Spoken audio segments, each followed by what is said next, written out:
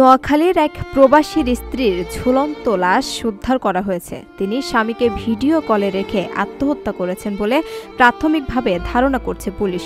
রোববার বিকেলে সোনাইমুড়ি উপজেলার একটি বাড়ি থেকে লাশটি উদ্ধারের খবর জানায় পুলিশ। বাড়ির মালিক শফিকুল্লাহ বলেন, ফরিদার সঙ্গে প্রায়ই তার স্বামীর ঝগড়া হতো, এমনকি বেডরুমেও সিসি ক্যামেরা লাগিয়েছিল তার স্বামী।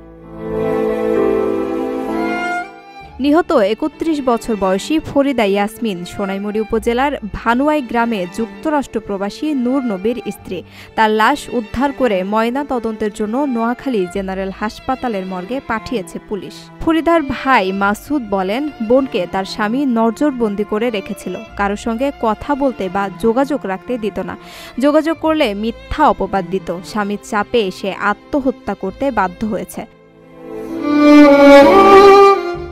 আরেক ভাই রাশেদ রানা বলেন, সিসি ক্যামেরা ও ভিডিও কলে ঘটনাটি দেখেও স্বামী কাউকে জানায়নি, অথচ বাড়িওয়ালা ও পাশের ভাড়াটিয়ার মোবাইল নম্বর তার কাছে ছিল। আসলে সে চাইছিল বোন মারা যাক। ঘটনাস্থল থেকে সিসি ক্যামেরা ও মোবাইল ফোন জব্দ করা হয়েছে বলে জানিয়েছে পুলিশ। পুলিশ বলছে, এ ঘটনায় মৃতের পরিবার লিখিত অভিযোগ করলে আইনগত ব্যবস্থা গ্রহণ করা হবে।